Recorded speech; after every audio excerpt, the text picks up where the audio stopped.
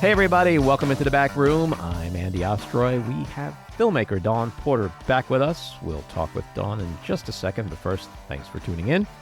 We appreciate you listening, and we'd love to hear your comments. So email us at backroomandy@gmail.com and or post on our social media, and we'll read some feedback next time. And if you like the podcast, please rate and review and follow or subscribe, and you'll be notified every time we post a new episode. So, Dawn Porter has emerged in the entertainment industry as a leader in the art of storytelling. She's directed and produced several critically acclaimed films and television series. A two-time Sundance Film Festival director, her work has been featured on HBO, Netflix, CNN, PBS, MSNBC, ESPN, Discovery, National Geographic, and others. Dawn's films include Gideon'S Army, The Lady Bird Diaries, The Way I See It, Supreme, Bobby Kennedy for President, and John Lewis' Good Trouble. Her latest film is Luther, Never Too Much, about the public and private life and music career of Luther Vandross, which premieres New Year's Day on CNN. Dawn, welcome back into the back room. It's so good to see you, Andy. I love your show so much. Well, I'm a super fan. Thank you, and I'm a super fan too. I just watched your new film, Luther, Never Too Much. It is really terrific. It's so entertaining, but it's also really poignant and at times even haunting. It's just such a great window into his life. So why Luther Vandross? What drew you to him, and why did you want to tell his story in particular? Well, thanks for saying that. That really means a lot to me. We've known each other a long time, and I know what a consumer of film and art you are. So seriously, that means a lot to me.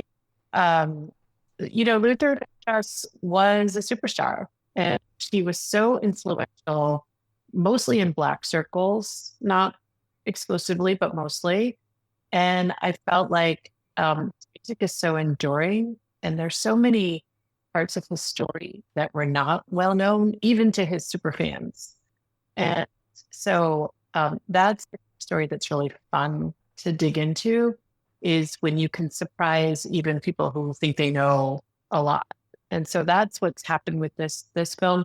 The other thing is, as you know, I do a lot of political projects, and our politics are really dark right now. And I wanted something that was a lot more joyful. And even though Luther was gone too soon, I felt like this is a movie you can sit back, you can learn something, you can sing along, you can be delighted. This movie has been the most fun to watch with an audience, with people discovering, kind of commercials from my childhood, Let It Be Lowenbrow and, Welcome to Miller Time. And those are Luther. Juicy Fruit Gum. Juicy Fruit Gum. I mean, so this movie just was like delightful. And then I thought, because I had this experience with Lady Bird Diaries, which is working with archival, somebody who had passed on, and also Bobby Kennedy, I realized none of these people are the same, but what is the same from a filmmaking perspective is you get to know these people through their interviews, through, and so like at the end of this, I felt like I knew him. I felt like I could tell you what he'd say to different questions. And that was very satisfying. So it kind of was a balance against some of the harder things that I've been tackling recently. And, you mentioned the things that we can learn about him. I certainly learned a lot about him that I didn't know about.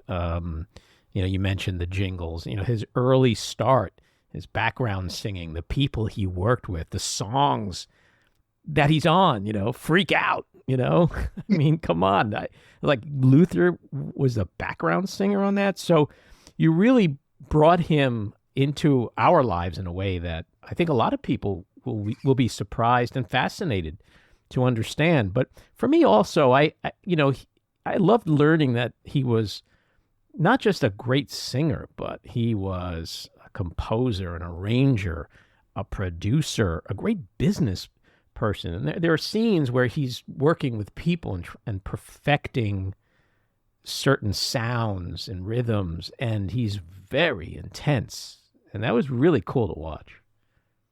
That was when you're doing a film that's, archivally based, a big thing to ask yourself is, what do we have? What can we see? And one of the things, because we were working with Sony Music and because the Vandross estate, we had all of these, not only interviews, but rehearsal footage. So like what you're referring to is one of my favorite scenes where he's rehearsing his background singers, and Lisa Fisher, the star of 20 Feet from Stardom, was one of his background singers. And he coordinates the voices. And Lisa describes how he would cast voices with different weight. Yes. I never thought about a voice having weight. And so that's, I think, another thing for me is I don't really play. Okay, it's not true to say I don't play an instrument. I mean, my 5th grade violin career, it's as far as I got. So having people explain and kind of take apart what it is to create music. Music seems like alchemy to me, because I'm not a musician. And so seeing the people, it still is, by the way. I mean, I still don't know how when you write lyrics, it becomes a song. And watching these people work together, it was just something that completely could occupy my mind and really just be endlessly fascinating about how 1 and 1 equals 57 when these people got together. Well, it's funny, in that scene, I felt a lot of stress because I was watching these two women and all I kept thinking of is, how are they going to remember every note, every harmony, everything he wants to absolute perfection? How could they possibly? And then I was like, all right, maybe they rehearse it 100 times and before they actually record or go on stage. But it was so unique what he was looking for. It was really a great scene. And it really showed who he was as a musical perfectionist, because I think that's what separates the great ones from just people who go out there and, do anything less than strive for absolute perfection. I think that that's really observant and true. And one of the reasons why it was so delightful to have footage like that is because you can see what kind of talent it takes to make these, big performances. Luther was very well known for his stage performances. And we get to see some of the work, but we also see, not everybody can do this. It really is special skills. Some people have those talents, and to see them all conducted so expertly, that to me is like, that's why we love people, right?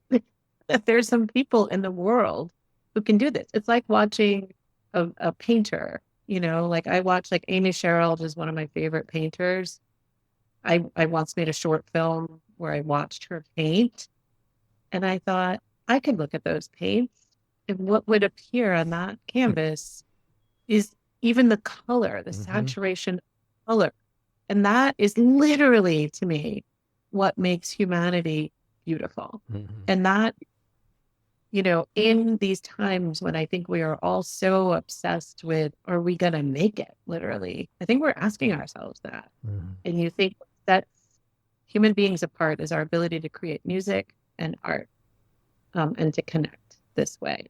And I would add film to it, because what I have observed is when people come to films and they are delighted by something, you leave a little lighter and you leave a little more hopeful. And that's not what you plan to come into. It's just that you are so delightfully surprised that you can't help but be hopeful.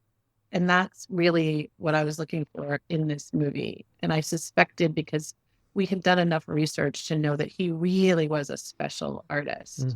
So. Well, you certainly portrayed him in that way, but also you were very honest in portraying him as someone who was deeply unhappy. Despite achieving tremendous professional success, he was someone who was searching for that happiness. And that's what moved me the most about the film, was this dichotomy that you can achieve such greatness in this world but sometimes it doesn't tap what you're really looking for deep down. And his song "Any Love," which you feature in the film, that's the moment where he tells the world, I'm really not happy. And some people got it, and some people just saw it as a song, But you really get into that in the film, and that's I thought that was a really meaningful part of the movie. I think, Luther was on the Oprah Winfrey Show 14 times. And over the course of their conversations, their public conversations, he really did tell her a lot of very personal things. He told her about the pain of being overweight and struggling with his weight loss in public, something that she shared. But he also told that story. And we had really combed through that footage with Oprah. And I'm very grateful to her because usually her licensing people don't let you use that much. But like she was such an instrumental part. And you need to hear him tell this story because there you see this is really serious. He kind of makes a little light of it, but you see how deeply affecting it was to him that he really believed he was never going to find that one person to really love him completely. And I think that the idea that a lot of us have, no matter how much outward success we have, there's still some elusive, kind of goals. And so that's just a very common thing. And I, as heartbreaking as it was, I feel like I could see him as a full person. I know how much joy he got from his friendships and his musical collaborations. He really did get a lot of joy from that. And so, that's what I kind of focus on rather than his, longing for love or his, compulsive eating. I mean, he's like all of us. He's a composite picture. And we need to know more about people's struggles and know that you can really achieve even if you have these struggles because we all have them. And, TikTok and Facebook and Instagram don't show us the struggles usually. No. They show us the parts. Yes. None of us are talking about the heart. And we're all happy parts. Yeah. The irony is that his songs were so much a part of people's love lives. I was going to ask you, how many babies do you think have been conceived, to his music? But yet he himself couldn't find that lane that he wanted. I think like all great artists, he could picture it, but it doesn't mean it was happening. And he had this very romantic idea of what love would be. Maybe that's what stopped him from having it. Maybe his idea was too perfect. I don't know. But he really did touch something in so many people. He has so many wedding songs, or he also, we don't have it in the film, but he also, there's a song Always and Forever, that is like, when I think about that song when I was in high school, that was like a big, like prom dance kind of song. And, you think about that kind of song too. And that's, as we all know, love is not quite so linear. No, it's not. He tried so hard to keep his personal life and his sexuality and the issues with weight private, but the media and others didn't really give him that opportunity. And I'm just wondering if you think that in today's music business, if it is a freer space for people to be more authentic with who they are, not that they're being duplicitous in not being able to live who they are, they just live in fear. I mean, I've interviewed other people who have careers in the entertainment business and lived a closeted life, for example, and just couldn't be who they were for a while until they came out. Do you think had he lived today and been a star today, his life could have been different? I do think, certainly in terms of sexuality, I think he would have. What I've always said is like I would love to see what he would make of our time today, which this time in history, which doesn't mean that people are free of discrimination. I mean, we have the benefit of living in major metropolitan areas where there's a lot more tolerance, and there's still so much homophobia. But I mean, I would, in the 90s, there was AIDS. He was already being attacked for being overweight. And he had a very religious family. And I think just all of those things, he just couldn't square, kind of his private life. And the success he had was through these love songs, which women really responded to. I think there was a real fear. There's also a lot of homophobia in the Black community. I mean, it's very strong. And I think one thing that dominant culture doesn't always get right is the Black community can be very conservative. There's a lot of very religious people.